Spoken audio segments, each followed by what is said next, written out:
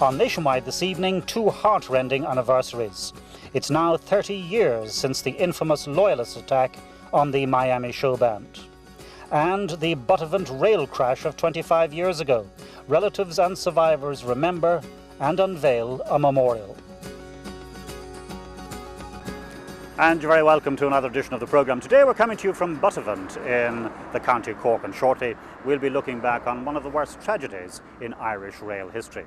But first this evening, it's now 30 years since three members of the Miami Showband were taken from their van by a UVF gang, and they were murdered just outside Newry in the County Down. In its time, it was the worst atrocity to strike Northern Ireland, and it represented a new, practically unfathomable low in that bloody saga, as people tried to get their heads around how three musicians who'd simply gone there to entertain a large crowd could be cold-bloodedly murdered.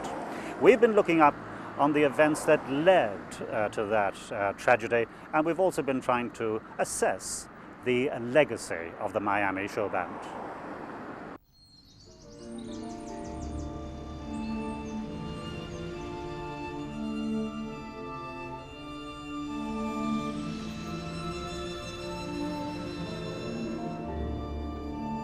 At this location outside Newry, Miami members Fran O'Toole, Brian McCoy and Tony Geraghty were murdered on the last day of July 1975. A gang stopped the band's minibus at a roadblock. A bomb placed in the vehicle exploded prematurely, killing two of the gang, and the survivors then shot dead three members of the showband. As we started growing up in South Armagh, the likes of the showbands, the Miami, the Royal and all of those bands, they were part of our souls. So we thought we knew these people. We were familiar with these people, although they were pop stars before their time.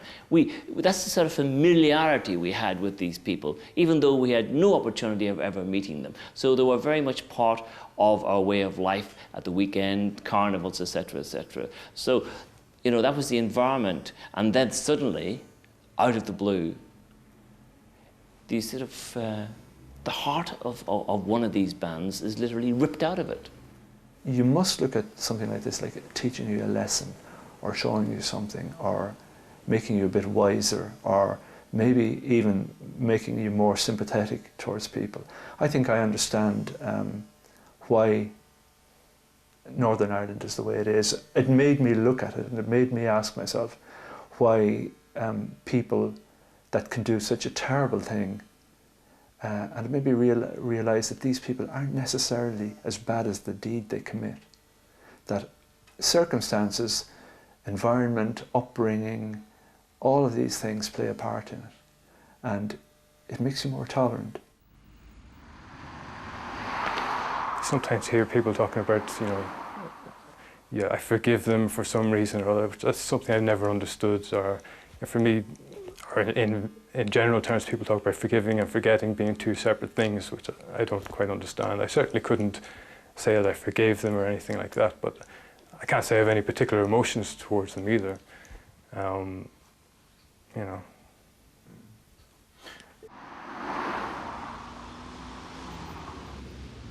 Well, I suppose life inevitably has had to move on.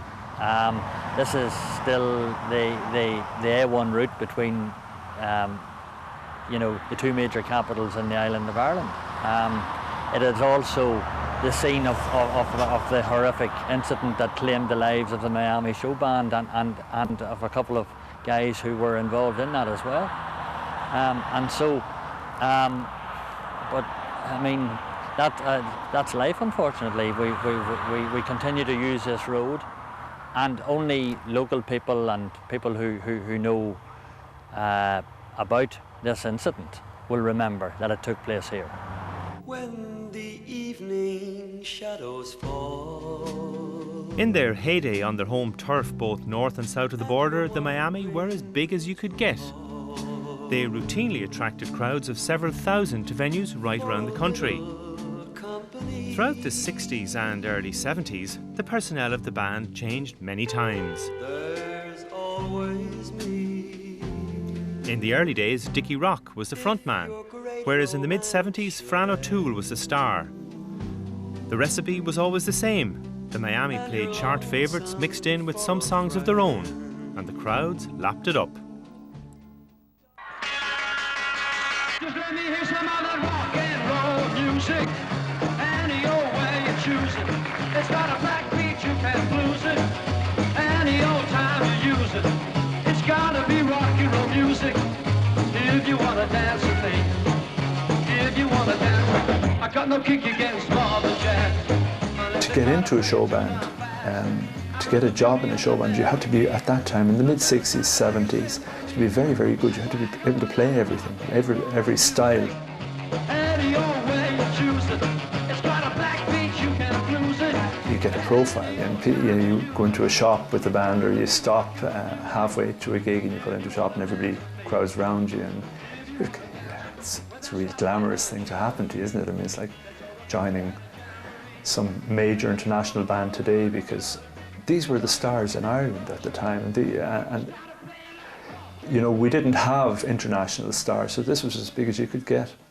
The Miami were to Irish entertainment what, I don't know, who you two are to today. You know, I mean, it's as simple as that. I mean, right throughout the country, everybody would have known who they were. Most people, as I say, you know, 45 and over today, at some stage, would have danced to Miami. So everybody, in a sense, felt they knew them personally, they owned them, they had a piece of them. That was that personal to everybody. But you were always meant to be the only thing left for me. Don't let me down again. The best in Ireland at the time was Fran O'Toole by a mile. Fran had an enormous ability to communicate with people. He had been a lead singer and a good musician. He played the organ. He wasn't just a one-trick pony. He could write, he could sing, he could arrange, he could get a band together. But most of all, he was extraordinarily popular. He was young and fresh-faced and baby-faced. He was the ideal lead man for a group at that time, who looked as innocent as a clerical student, but had sex appeal nevertheless. Miami were loved throughout the island of Ireland. They were as popular in Banbridge or Belfast as they were in the likes of Tralee or Limerick. The one thing that stands out about the show band era is that there were never any borders in it. Nobody ever asked you whether you're a Catholic or a Protestant. I was chaplain to them by that stage for 7 or 8 years. Well, a good 6 years anyway, I was chaplain to them. It was the Miami, 2 of them, 3 of the lads were killed. I never knew whether they were Catholics or Protestants until their funerals. Brian McCoy, as it happened, was a member of the Church of Ireland. I never knew that, even though I knew him very well, because it didn't matter. The phenomenon of the show bands and the pop groups was that it brought people from both traditions together. So you would have had Catholic and Protestants, and I suppose love knows no bounds, so you'd have some young Catholic girl or fall in love with some young Protestant boy or whatever. And this was a problem to those people who want to perpetuate sectarianism. People, you know, they tried to drive communities apart, and the show bands and the pop groups of the day were bringing people together. On that fateful night 30 years ago, the Miami had just played a gig at Banbridge. They were tired and on their way home. As part of their lives as musicians, they'd crossed the border many, many times, and they'd never felt they themselves would be targets. At the spot where their minibus was stopped, there's a bus shelter today. Well, the plan was to stop us, which they did, talk to us, pretend it was a normal, regular check. It was a bogus security forces check. It was manned by people from the UVF. And while we were being questioned, they were putting a bomb into the back of the van. And we wouldn't have known anything about it. They'd have said, off you go lads, thanks for cooperating. And maybe going through Newry or going through Dundalk or Drogheda, this thing would have gone off. And nobody would have known about the security check. And the whole country would have said, well, the Miami Showband were carrying bombs or carrying arms, or they could have put whatever spin they wanted to onto that. That would discredit the band, discredit all Southerners, I suppose. So we were, well, unfortunately or fortunately, it went off while they were doing that, and they panicked and shot us and killed 3 of our lads and injured me.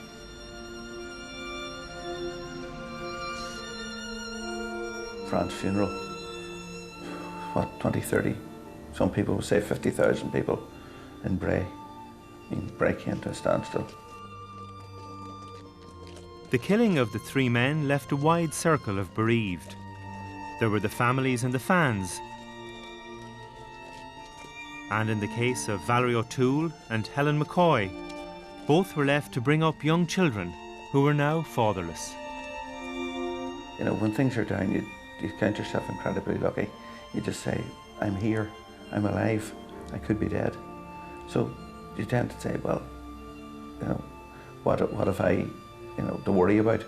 You know, if Helen was left as Valerie was left with small kids to bring up, you know, they went out, their husbands went out at probably 6 o'clock that evening to go to work.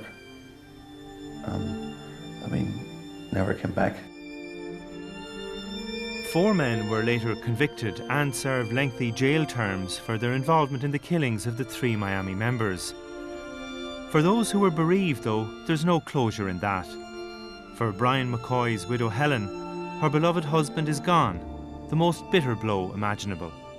There was nothing going to bring Brian back, you know, and I had to get this into my head, he's not coming back.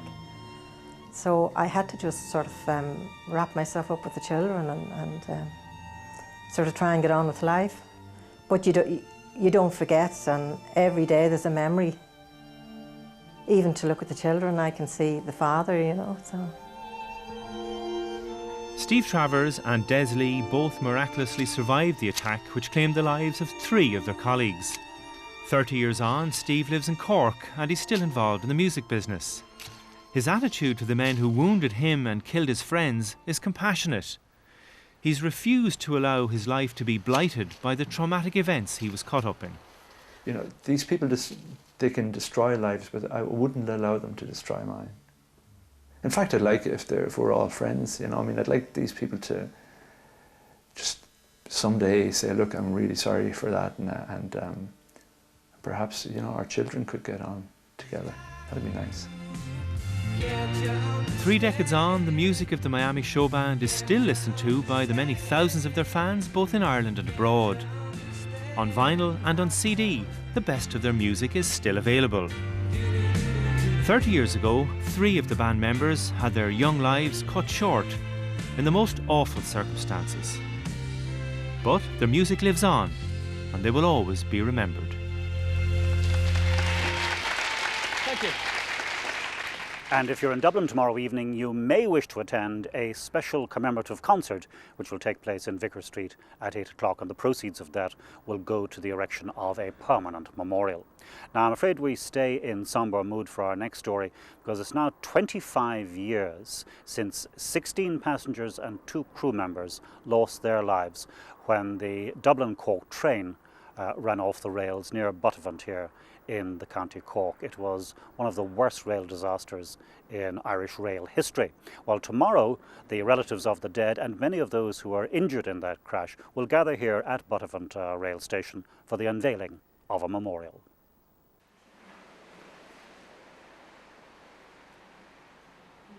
For the past 25 years, this lantern in St Mary's Church in Buttevant has been the only visible reminder that 18 people lost their lives here in one of the worst rail disasters in the history of the state.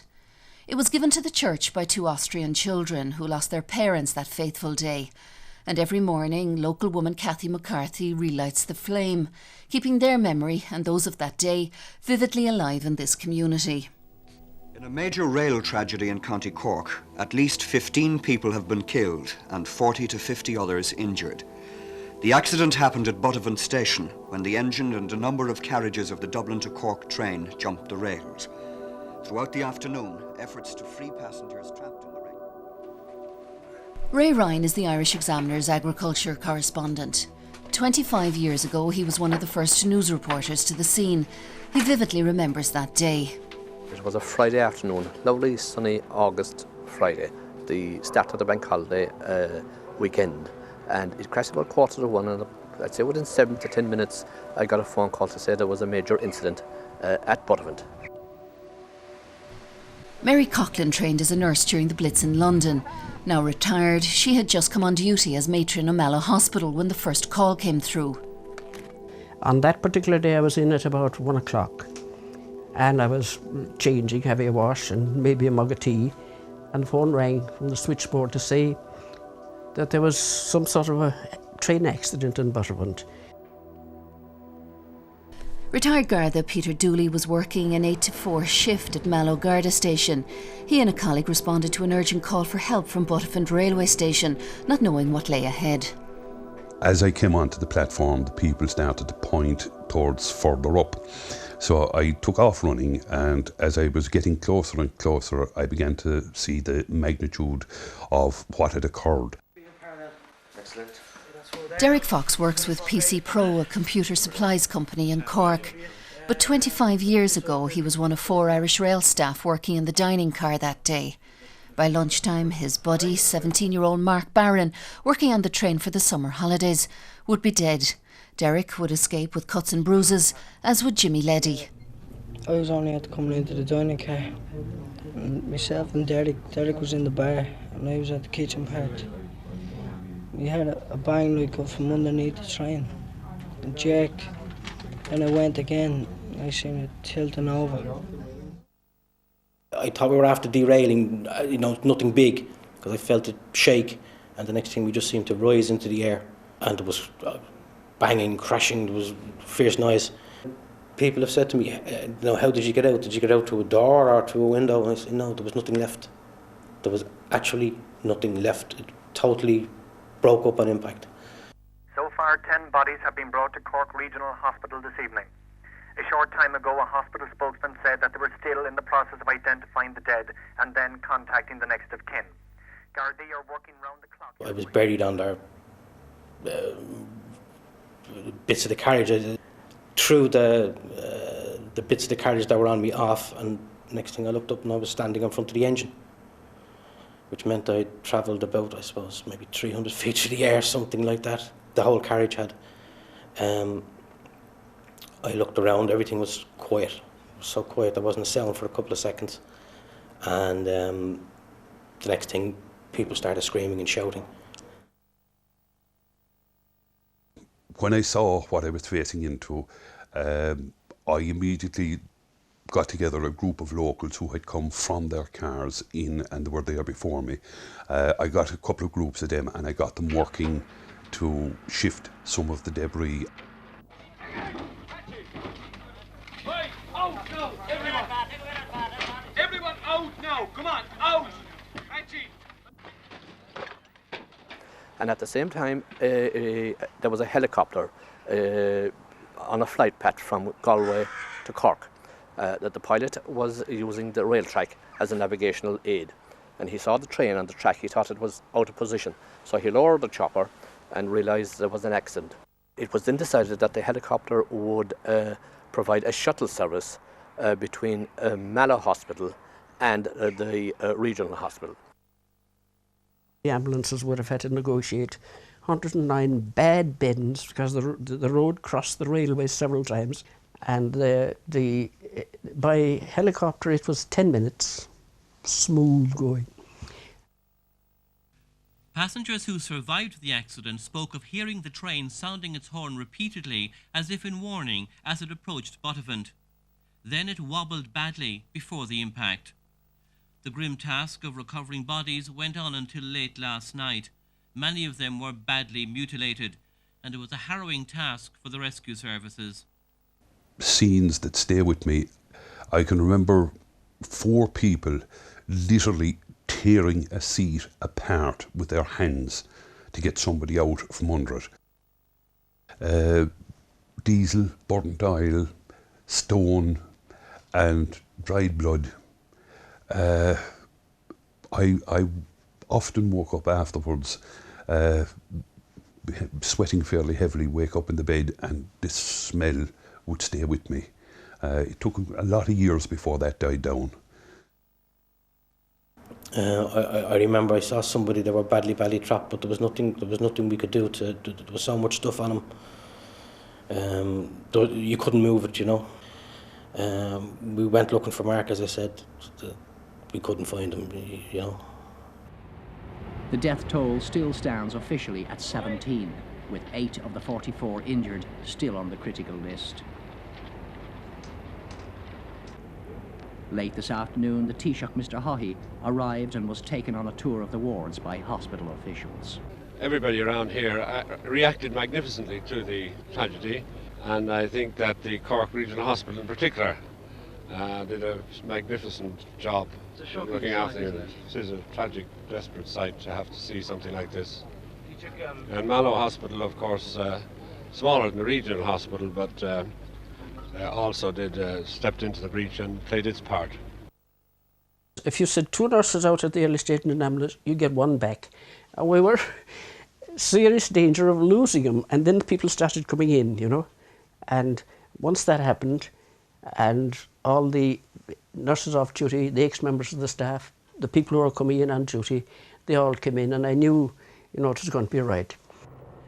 18 people died in the crash last August, and it was badly set points which sent the Dublin Express careering into a siding at Buttevant Station. Having given that as the reason for the crash, the investigation team is harsh on CIE management, which it accuses of bad communication with staff, casual supervision and organisational weakness. June the 9th and 3 members of the Buttevant Rail Disaster Memorial Committee have travelled to Irish Rail's Inchicore Works in Dublin to meet with pattern maker and designer Conor Murphy. The committee, which is made up of local people, members of the emergency services, Irish Rail and Cork County Council, came together to mark the 25th anniversary. Having him working on it is brilliant because he has the whole background and the whole feel of the railway and everything involved in it. The memorial itself is train tracks and how the train came off the siding. So it was very emotional. I think we all felt a little bit teary-eyed. But it'll bring it back to a lot of people, and it will be a very, very sad day for a lot of people. But after 25 years, they need something. I think it will be done with great dignity, and I think it will be appreciated by the relatives of those who died, those who were injured, their families, and indeed by the entire community. I think that deserves great credit for it. I think after 25 years, I mean, I don't travel by train much now, but anytime I have travelled by train and I've passed it, I think of those 18 people. I think of people I knew that day who died, and I think it's nice to have memorials just to leave people think how lucky they are. I mean, people are travelling there every day. It's a bit like seeing the crosses on the side of the road. It makes people think, and that's a good thing. As the Memorial Day approaches, officials from Cork County Council have been busy preparing the site outside the gates of Buttevant Station, where the monument to the dead and all those who helped that day is soon to be unveiled. As she has done every day for the past 25 years, Cathy McCarthy will once again light the lantern tomorrow. But now the burden of the memories it keeps alive will be a shared one, thanks again to the hard work of this community. And the unveiling ceremony will take place at 1:45. That's the precise time at which the train ran off the tracks 25 years ago tomorrow. That ends our programme for this evening. Join us again at 7 o'clock tomorrow evening. Until then, from Buttevant and County Cork, from all of us in the Nationwide team, a very good evening to you.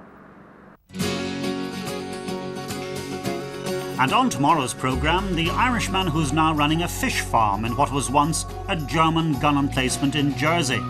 We head off to 2 communities who are making a bid for glory in the Tidy Towns competition, and the Galway area, which has provided a showcase for Irish talent for 18 years now.